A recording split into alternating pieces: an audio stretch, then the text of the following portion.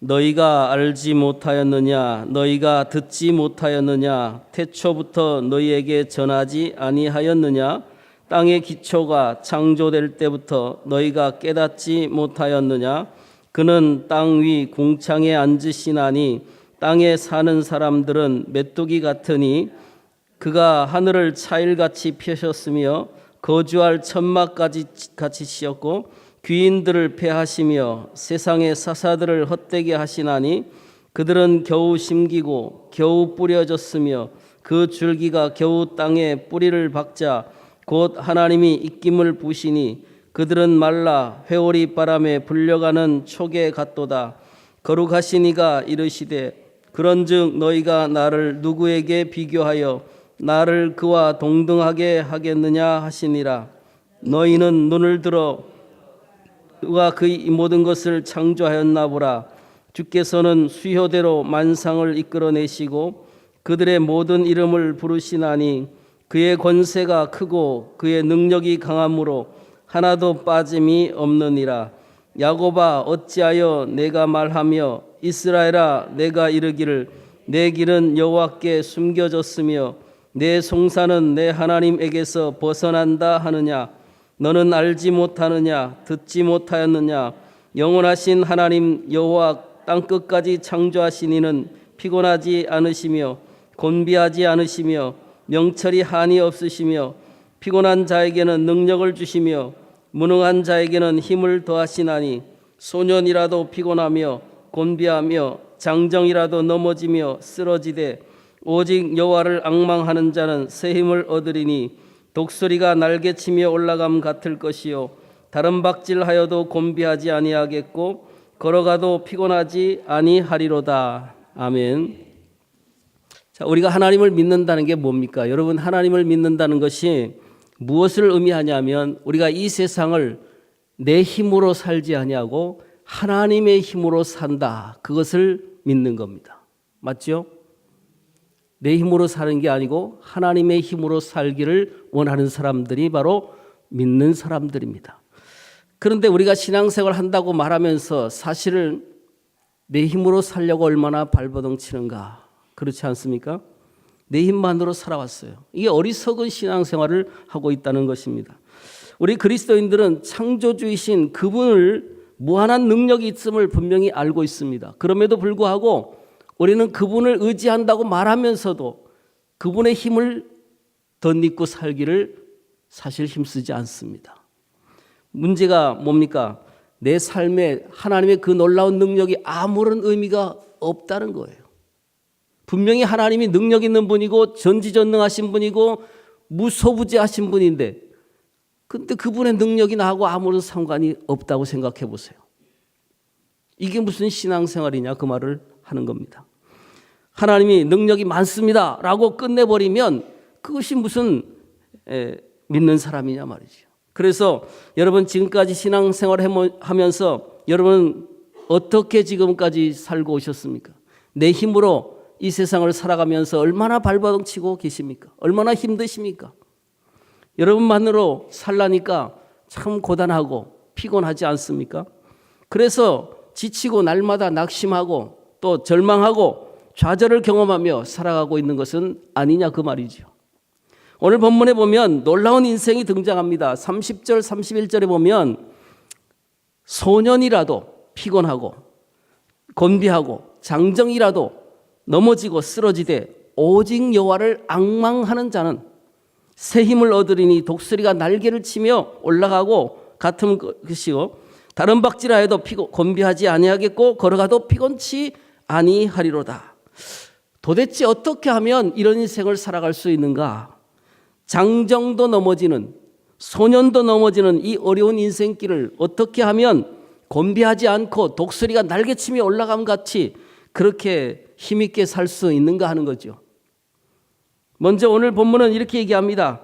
하나님이 주시는 무한한 능력을, 무한한 힘을 가지고 세상을 살기를 원한다면 하나님의 지혜와 능력을 신뢰해야 된다. 그렇게 말씀합니다. 이게 중요한데 우리가 21절부터 읽었습니다만 12절부터 본문은 시작되고 있는 것입니다. 논쟁 형식을 띠고 있어요. 여러분, 논쟁이라는 말은 뭐냐면 내가 어떠한 입장을 반박하거나 또 그것을 내 관점에서 반론을 제기할 때 쓰는 형식입니다. 그런데 이 12절 13절에 보니까 누가 손바닥으로 바닷물을 헤아렸으며 뺨으로 하늘을 쟀으며 땅의 티끌을 되에 담아 보았으며 접시 저울로 산들을 막대 저울로 언덕들을 달아 보았느냐. 누가? 계속 누가 그랬냐고 묻고 있습니다.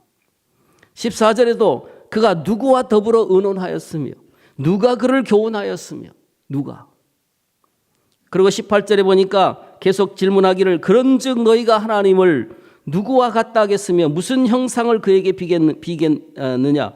또 21절에도 너희가 알지 못하였느냐, 너희가 듣지 못하였느냐, 태초부터 너희에게 전하지 아니하였느냐, 땅의 기초가 창조될 때부터 너희가 깨닫지 못하였느냐. 계속 질문하면서 하나님이 이스라엘 백성들과 논쟁을 하고 계시다 그 말이죠. 왜 하나님은 그렇게 이스라엘 백성들과 논쟁하며 오늘 이 자리에 앉아 있는 저와 여러분을 향해서 이런 질문을 하고 있는가 하는 것입니다. 이스라엘 백성들이 걷잡을 수 없을 정도로 자신의 삶의 시리에 빠져서 그냥 모든 걸 포기하고 있는 상태가 됐기 때문입니다. 그래서 처음부터 이스라엘 백성들이 물론 하나님을 기대하지 않고 포기한 것은 아니었습니다. 이스라엘 백성들은 비록 바벨론의 포로가 되어갔지만 언젠가 하나님이 곧 구해주시겠지 그런 생각을 하고 있었습니다. 그런데 어느덧 수십 년이 흘러가니까 이제는 더 이상 기대감도 없어졌던 그런 상황이고 그들은 이제 좌절을 맛보고 있었던 상태입니다. 모든 걸 포기하고 더 이상 이제 하나님의 능력을 의심하기에까지 이르게 됐다 그 말이죠. 그래서 이 바벨론 포로 생활에서 그들이 생각한 것은 그 바벨론 왕국을 보니까 그 지도자들이 너무나도 멋있는 것 같고 그들이 정말 섬기고 있는 우상들은 너무 화려하고 너무 멋있게 보였단 말이죠. 그런데 하나님은 아무리 기도해도 응답이 없습니다. 그래서 그들의 마음에 의심을 품기 시작합니다. 하나님이 과연 우리를 구원할 능력이 있는가? 하나님은 저 바벨론이 섬기는 우상들보다 과연 크신 분인가 말이죠. 이스라엘 백성들이 이렇게 하나님에 대한 기대를 포기하고 상실해 가고 있을 때 하나님은 그들에게 나타나셔서 말씀하고 계십니다. 수많은 질문을 던지면서 자신이 하나님이 됨을 변론하고 계십니다. 여러분, 때로 우리의 문제도 그렇지 않습니까? 우리가 너무 내게 둘러싸이는 문제가 더 크고 힘들고 어렵다고 생각될 때 우리는 기도합니다. 하나님 도와주세요. 그럼에도 불구하고 내 문제가 해결되지 않을 때 우리는 하나님이 과연 능력이 있는 분인가? 그런 생각을 때로 한단 말이죠. 아무리 기도해도 조금도 내 상황이 나아질 기미가 없어졌을 때, 그렇게 보이지 않을 때 우리는 마음속에 기대감을 접어버리고 과연 하나님이 내 기도를 들으시는 분인가? 물론 여기 오늘 본문에서도 그러한 이스라엘 백성들에게 하나님은 이렇게 말씀합니다. 누가 이 세상에서 가장 지혜로우냐? 특별히 하나님은 바닷물을 떠가지고 손으로 떠가지고 재어보셨다라고 합니다. 여러분, 하나님의 손바닥으로 바닷물을 떴다는 거예요. 그러면 그 바닷물을 떠가지고 잴 때 얼마나 여러분 우리가 잴 수 있습니까? 없는데 하나님은 재보셨다는 거죠. 땅의 티끌도 재보고 산들을 어깨 저울에 달아보기도 하고 다 하셨다는 거죠. 이것은 히브리적인 문학적 표현입니다. 다시 말해서 부분을 들어서 전체를 말하고 있는 그런 내용입니다. 하나님이 나의 일어섬과 나의 앉고 일어섬을 아시며 라고 할 때 하나님은 내가 누워있을 때는 모르시는구나 이렇게 생각하면 그건 바보지요. 알파와 오메가 되신다 그러면 하나님은 처음은 알고 끝은 아는데 중간은 모르는구나. 이게 우리 그리스도인들은 그렇게 아니라는 걸 다 알지요. 자, 우리가 하나님이 조그마한 것을 들어서 전체를 얘기하시는 이런 얘기를 통해서 가장 작은 티끌, 가장 작은 산, 가장 낮은 언덕, 가장 작은 물, 이것을 통해서 무엇을 말씀합니까? 내가 그것을 쟀다. 하나님은 모든 걸 알고 계시다. 그 말을 하고 계신 거예요. 이 세상에서 하나님의 마음을 헤아릴 자가 누구며 하나님께 조언할 자가 누구며 하나님을 가르칠 자가 누구냐 말이지. 그러면서 이 저자는 스스로 대답을 합니다. 그 지혜는 무궁무진하기 때문에 그 누구도 그에게 도움을 줄 수가 없고 하나님이 가장 지혜로운 분이다 그 말이지.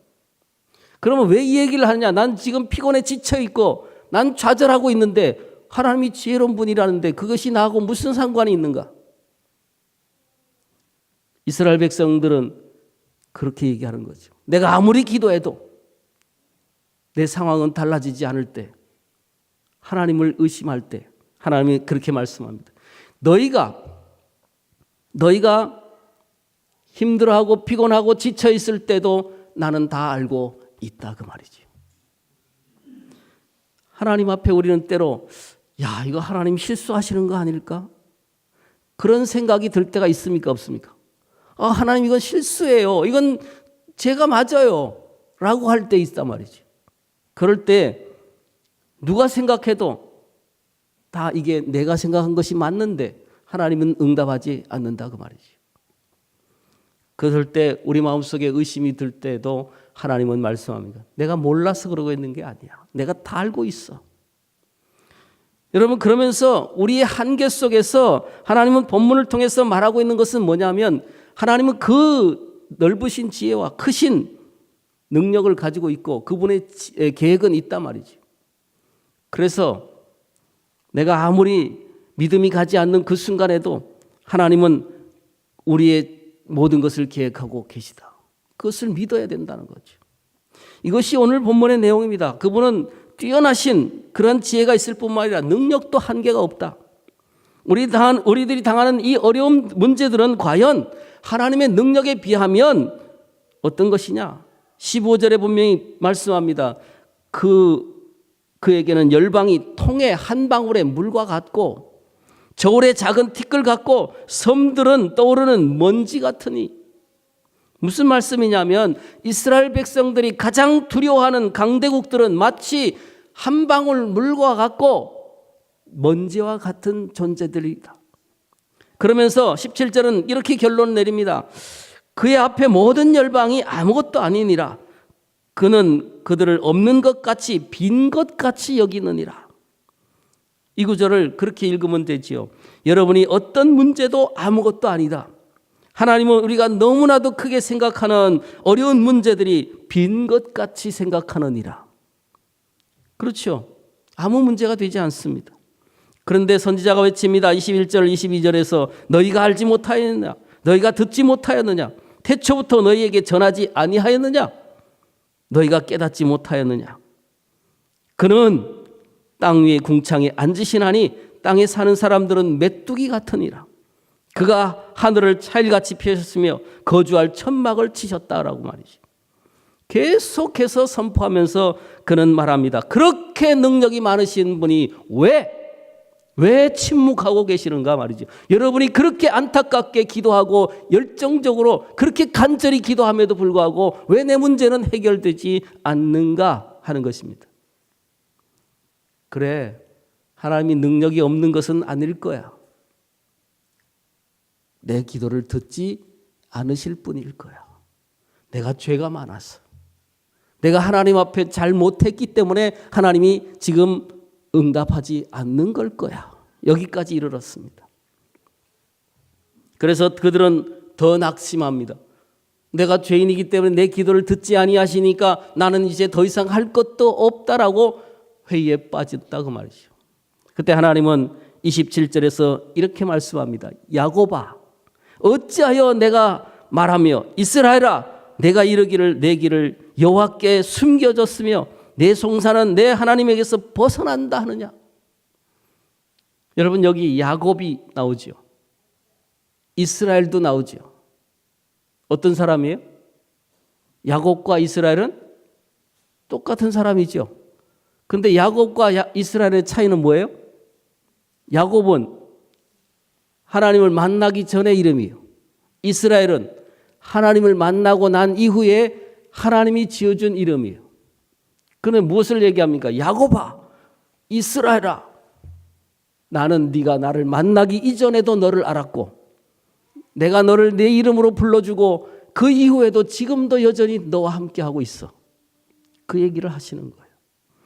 이 말은 뭐냐면 하나님이 능력이 많고 정말 지혜로우신 분인데 왜 내 문제를 빨리 해결해 주지 않느냐? 너 왜 그걸 모르느냐?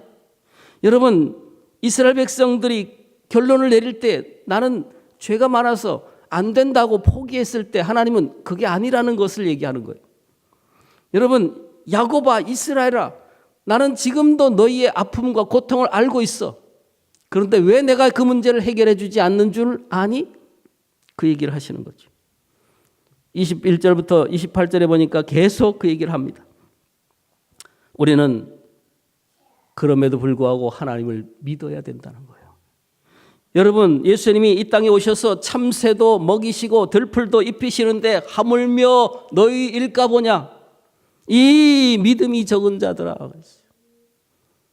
기도의 응답이 오늘 이루어지지 않는다고 해도 하나님은 여전히 우리를 돌보고 계시다는 사실을 이야기하고 있습니다.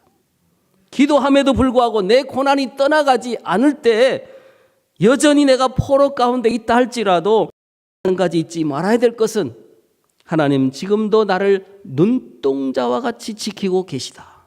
눈동자와 같이. 그것을 믿어야 된다는 거예요. 그래서 마태복음 10장 30절에 보면 너희의 머리털까지 세심받았다 그랬어요. 여러분, 내 인생에 내 얼굴에 대해서 내 모든 것에 대해서 관심이 있지 않습니까? 참 꾸미길 좋아하고. 그런데 여러분, 우리 머리카락이 하루에 몇 개 빠지는지 아십니까? 쉬어보셨어요? 그런데 하나님은 말씀합니다. 나는 너희의 머리카락이 몇 개 빠지는 걸 알고 있다는 거예요.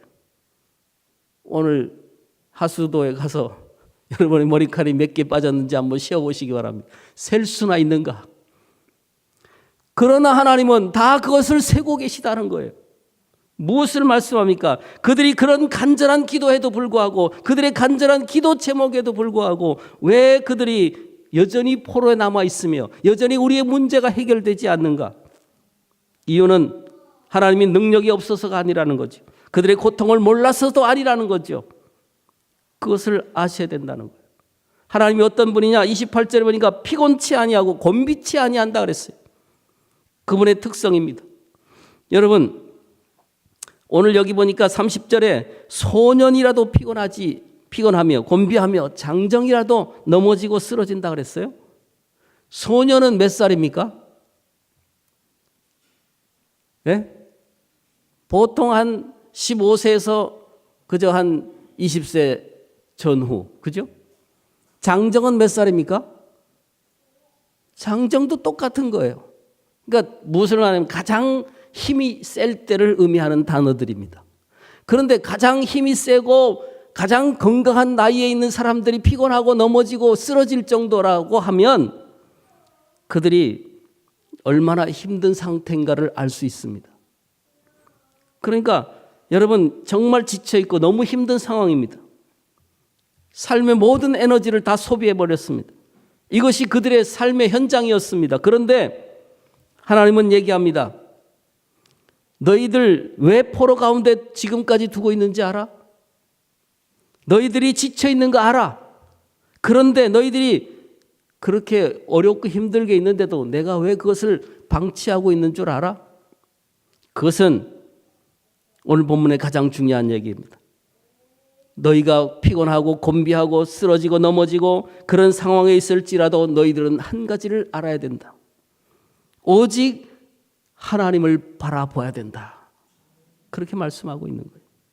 그들이 할 수 있는 일은 오직 하늘만 바라보는 것입니다. 하나님의 의도는 지금도 계속되고 있습니다. 왜 우리의 고난이 계속되고 있는가? 내가 기도함에도 불구하고 문제가 해결되지 않는가? 그럼에도 불구하고 너희는 나를 바라보라 말씀합니다. 여러분, 내가 정말 이 고난 속에서도 주님을 바라보고 있을 때 하나님은 우리를 다시 일으켜 세우는 거죠. 대부분이 어려움이 오면 기도하다가 포기한단 말이죠. 우리가 21일 특세를 하고 있을 때 21일 가운데 하나님이 첫째 날, 둘째 날, 셋째 날 문제를 다 해결해 줘버리면 그 다음엔 22일 안 나올 것 같아요. 근데 제가 경험해도 분명히 그렇습니다. 거의 마지막 날, 마지막 다음 날 하나님의 응답이 일어나더라고요. 무슨 얘기입니까? 그 고난에도 불구하고 끝까지 포기하지 말고 하나님을 바라보라는 거죠. 그래서 31절에 오직 여호와를 앙망하는 자들은 새 힘을 얻겠다고 약속했습니다. 그러면서 뭐라고 했냐면 독수리가 날개를 치며 올라감 같다 그랬어요. 여러분 독수리가 날개 치며 올라가는 걸 보셨나요? 보셨어요? 독수리는요 절대로 날개를 치지 않습니다. 못합니다. 왜요? 독수리의 몸체가 너무 작아요. 그런데 날개는 엄청 커요. 이걸 힘들어합니다. 물론 처음에는 이렇게 펴가지고 이렇게 하는 것처럼 보이지만 그게 한 번, 두 번밖에 못합니다. 그럼 실제로 계속 올라가려고 할 때 발버둥 못 쳐요. 그런데 어떻게 날개를 치며 그랬을까요? 여러분 독수리는 우리가 알지 못하는 공기의 흐름을 알고 있습니다. 그래서 자기가 딱 어떻게 하냐면 공기가 올라가는 흐름이 있으면 거기에 날개를 쫙 펴고 딱 자기를 맡기고 있으면 그 공기, 올라가는 공기를 따라 올라가는 겁니다. 그리고 내려갈 때는 쫙 펴고 또 쫙 내려가면 그 공기의 흐름에 따라 내려가는 거예요. 무엇을 말합니까? 하나님은 우리에게 새 힘을 주시겠다고 약속했는데 그 약속이 뭐예요? 내 힘으로 날려고 하지 말고 너희는 그냥 가만히 있어서 내가 할 때, 그죠? 하나님께만 의지하고 맡기면 내가 올라가게 하고 내가 그 주는 힘으로 살아갈 수 있게 해 주신다는 거예요. 그러니까 우리가 지금 상황을 가만히 보면 하나님께서 우리에게 요구하는 것은 딱 한 가지예요. 내 힘으로 살아라, 내 힘으로. 내가 다 알고 있어. 내가 너희에게 새 힘을 줄 거야. 그 힘으로 살아. 그게 바로 뭡니까? 독수리가 날개치며 올라감 같은 힘이에요. 아무 힘도 안 들고 그러나 얼마든지 하늘을 날 수 있는 그런 힘 말이죠. 그래서 오늘 사실을 여러분 힘들고 어려울 때 하나님은 이렇게 말씀하고 계시는 거예요. 그렇다고 포기하면 되겠냐? 기도해도 안 된다고 할 때 그때 포기하면 그것으로 끝나는 거지만 그때도 주님을 바라보고 주님을 의지하면 그러면 내가 새 힘을 주는 경험을 하게 될 것이야. 이것이 바로 하나님이 우리에게 지금 말씀하고 있는 핵심이에요. 그래서 오늘 모두에게 하나님은 그렇게 말씀합니다. 기도해도 안 된다고 포기하고 좌절하고 낭망하지 말고 그럼에도 불구하고 하나님이 나를 돌보고 계심을 신뢰하고 그리고 하나님이 주시는 힘을 의지해서 하늘을 날 수 있는 그런 사람들이 되라는 거죠. 포기하지 말라고요. 아무튼 오늘 여러분 하나님 앞에 나가서 그렇게 간절히 기도하기를 원합니다. 하나님, 내가 오늘 이 말씀을 따라서 내 힘만 살다가 힘들고 지치고 실패했습니다. 그러나 이제부터는 하나님 말을 바라보겠습니다. 하나님을 바라볼 뿐만 아니라 하나님을 의지하고 하나님이 나를 지켜보고 계심을 믿습니다. 그러면서 하나님의 논쟁의 목소리를 지금도 듣고 싶습니다. 하나님의 능력을, 하나님이 주시는 새 힘을 발견하고 살기를 원합니다. 하나님을 앙망합니다. 앙망한다는 건 포기하고 기다리는 게 아니에요. 포기하고 기다리는 건 앙망이 아닙니다. 여러분, 우리는 하나님을 향해 바라보며 기대감을 가지며 그리고 하나님 앞에 나가 기다리고 있는 거예요. 그게 앙망이에요. 그래서 오늘 기도할 때 하나님 앞에 기도하십시오. 하나님이 나를 포기하지 않으셨군요. 하나님이 나를 포기하지 않았는데 나는 이미 내 인생을 포기해버렸습니다. 하나님 용서해 주세요. 이제부터 내가 주님을 바라보고 주님이 주시는 새 힘을 얻고 그 힘으로 살기를 원합니다. 기도하십시오. 그러면 반드시 하나님께서 놀랍게 역사하시는 힘을 만나게 될 줄로 믿습니다. 우리 한번 오늘 기도할 때 하나님 앞에 그런 마음으로 기도하시고 주여 한번 부르고 같이 기도하기를 원합니다.